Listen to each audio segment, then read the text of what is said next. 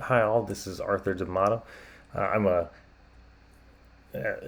I do software now, but I was an exercise physiologist for years and a strength and conditioning coach. I've got a master's in kinesiology, and at that time, I was asked to give a lecture once at a bar about how to make sex better and how you can do it with exercise. And so I did research on the topic, and I just wanted to give a quick recap of what I found when delving into that literature. And it was pretty interesting. So in this talk, we're gonna, the big things that come up in sex and where it intersects with exercise are things that are going to be different for men and for women. And then you can even have distinct benefits that are for both genders. The first things that you see is like a risk of behavior from the fact that you don't exercise in men include things like erectile dysfunction, premature ejaculation, buried penis. In women, you can see pelvic floor disorders, an inability to orgasm, and low sexual motivation and arousal. These 6 different disorders correlate with sedentary behavior. This is not to say the same thing as saying that if someone is obese or overweight, that they are going to have these same problems necessarily. Sedentary behavior is its own thing where it's a lack of physical activity. Physical activity can be as simple as walking. It could be dedicated to strength and conditioning routines. It can be, running marathons. But whatever you're doing, as long as you're active, you can help to, mitigate your risks of these different disorders. Unique benefits of sex that are not necessarily related to these disorders are going to be things like improving self-efficacy, be feeling better about yourself, making yourself feel more confident. You might experience a higher frequency of sexual behavior. That could be related to your ability to do so and then maybe your attractiveness to other people. Some people can experience something called a corgasm. Orgasms can be stronger when you are physically fit, and you might be open to experiencing a greater variety of positions. So a quick look here is an underside of the pelvic floors for women and for men. At the base of the pelvis are a huge series of interconnected muscular groups, like 2 to 3 different layers, and each muscle has its own function associated with it. And what we would call tone is the amount of electricity that's flowing from the brain and the spinal cord down to those muscles. And that electrical signal is what makes muscles contract. Too much tone or too little tone can both be associated with different types of disorders. And for men, erectile dysfunction is oftentimes associated with a pelvic floor disorder of some sort. And it's a physical activity is a known protector. Physical activity is a known protector against erectile dysfunction in general. And there are a handful of studies that have looked at patients who have ED, make them do exercise, or exercise and medication, or medication alone. And the folks that are in exercise or exercise plus medication groups always outperform medication alone when it comes to their erectile function. It comes also not just to the physical act of being able to last longer, but they often feel more confident. They have an improved sexual desire towards other folks. They'll rate their intercourse satisfaction as being higher than they had previously, and their total satisfaction with their sex life generally is going to go up as you exercise. So when it comes to exercise's role with ED, one of the hypothesized reasons why exercise is going to help is because of increased blood flow to the genitals. And sedentary behavior is often correlated with heart disease. Blood flow can be inhibited by heart disease, medications, smoking and drinking, etc. And so if you are taking steps to be more physically active, your heart health should improve. The elasticity of your arteries and your veins should also improve. clearing away plaque from the inside of arteries. And that should be super helpful when, improving your arousal and then also being able to control the orgasm. So there is some of course, just general control factors related to it, of like learning to be able to control those muscles and having a bit better mind-body connection with it. And there are also some benefits related to the release of what's called nitrous oxide, or NO.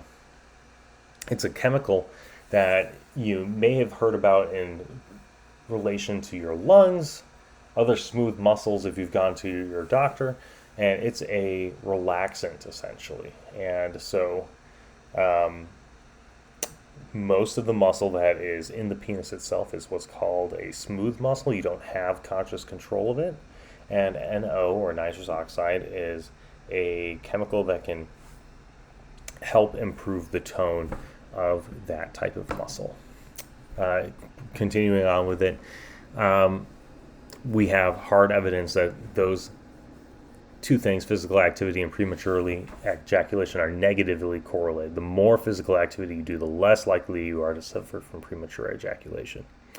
Also, if you have regular physical activity, you can increase the number of serotonin receptors in the brain and spinal cord.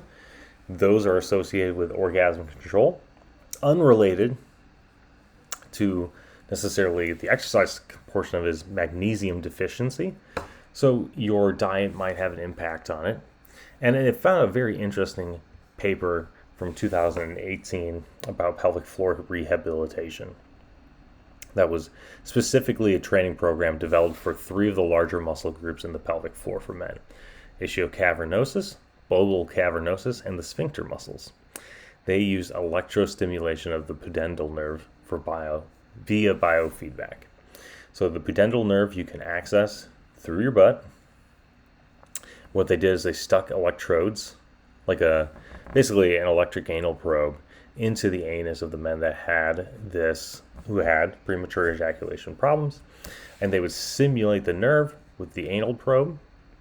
They would strengthen the muscles that are deep inside of your pelvic floor, and they did this for 3 sessions for 12 weeks, 3 sessions a week, 12 weeks, and they were able to take the time to orgasm and basically triple it, and more.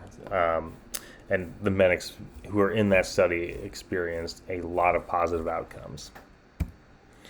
A second thing that can happen to men that is could be caused by a lack of activity, sedentary behavior, something called buried penis. It happens when you accumulate so much body fat that part or all of the penis is engulfed. Some of the negative side effects of it are that it's hard to clean, and you may get rashes from it. You're more likely to spray when you're urinating. The only way to fix it is to lose weight or via surgery. And you could, this is one that is mostly going to be fixed by diet. It's impossible to outrun a bad diet. But if you also take into account exercise while you are dieting to try and reduce the likelihood of buried penis, then you are more likely to see, more rapid weight loss and then increased size of the penis. And then the last one, a specific one, is called pelvic floor disorder. And pelvic floor function in pelvic floor disorders is that the muscles can be hyper or hypotonic, too much or too little electricity, and it indicates either a weakness or a tightness of the pelvic floor. And in either one of those cases, the weakened muscle does not provide enough blood flow or friction. These, what you could see is that this is going to be mostly in women that pelvic floor disorders occur.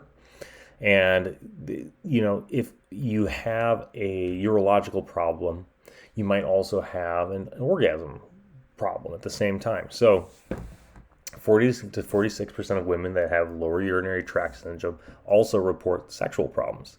And it's absolutely fine to talk to your gynecologist or your doctor if you have one of these, if you have a lower urinary tract syndrome, and ask about your ability to have an orgasm. It's super important to talk to a professional who's going to be a specialist and see if they would know either who to recommend you to or who to send you for help if you are experiencing those problems. And not just urinary tract problems, but also post-surgery pelvic floor dysfunction is very common, and it's very normal. It's like, if you've had a surgery, someone's cut through the muscle of your pelvic floor, and it's normal that, I think people should talk about it more, like in the same way that if you had a shoulder tear and you had to go through rehab for it, there should be more discussion about post-surgery rehab for women and for men who have to have their pelvic floor cut. Unrelated to surgeries or urinary tract syndrome, you can experience something called vaginismus, usually associated with hypotonic pelvic floor function. That's pain at attempted penetration, or pain at points along the inside of the vagina. And a clear sign of it is also redness to varying degrees in the vagina. And so if you experience pain when you're being penetrated either by a finger or by a penis, it could be related to the muscles in the pelvic floor. And thankfully, there are PTs that specialize in this, and they'll give you exercises that can increase awareness and proprioception of those pelvic floors. They'll be able to help improve muscle discrimination and relaxation. By discrimination, what we mean is like being able to focus in on one muscle versus another, not only to activate it, but to relax it. Hopefully getting you back to a normalized muscle tone. And if it's hypertonicity, then we have to increase the elasticity of the painful area and work on decreasing your fear of penetration. So the pelvic floor disorders have, very common reasons why they would happen. But thankfully, there are PTs that specialize in it, and a gynecologist or a general practitioner should be able to refer you to someone if you've gone through a surgery, if you've got lower urinary tract syndrome, or if you have a vaginismus. Onto a lighter topic, getting away from the risk factors associated with a lack of exercise, there are some true benefits just to being more active and how it can impact your sex life. And the first one of those is corgasm. Some women experience exercise-induced orgasms. Not a ton. It's like 10, roughly, it's less than 10% of the female population can experience. It's induced by powerful contractions during abdominal exercises like climbing or lifting weights, starting with cardio to induce a high heart rate and blood flow, and then you follow up with abdominal exercises like hanging leg raises or V-ups. Those intense lower ab exercises can induce orgasms in some women. As of the time that I had written this PowerPoint, no one knew why